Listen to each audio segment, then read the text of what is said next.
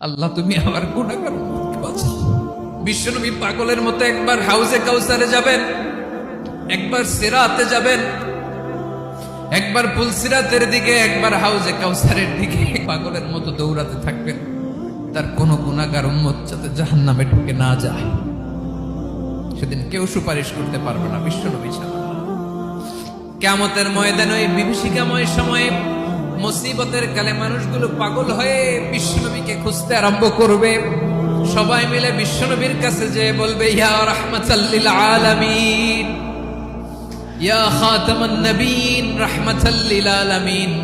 দেখেন আমাদের কি অবস্থা, কি কঠিন বিপদে আমরা আছি, দাঁড়াতে পারি না, সূর্যের আলোতে ঘেমে হয়রান।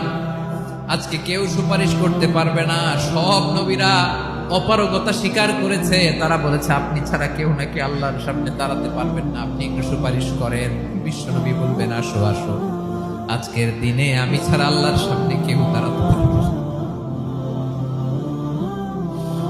বিশ্বনবী মাকামে মাহমুদে যে আল্লাহু আকবার বলে সিজদায় লুটিয়ে পড়বেন, আল্লাহ রাব্বুল আলামিন বিশ্বনবীকে এমন কিছু চমৎকার শব্দ শিখাবেন, ওই শব্দগুলো দিয়ে আল্লাহর প্রশংসা করে বিশ্বনবী কাঁদতে আরম্ভ করবেন। বিশ্বনবী এমন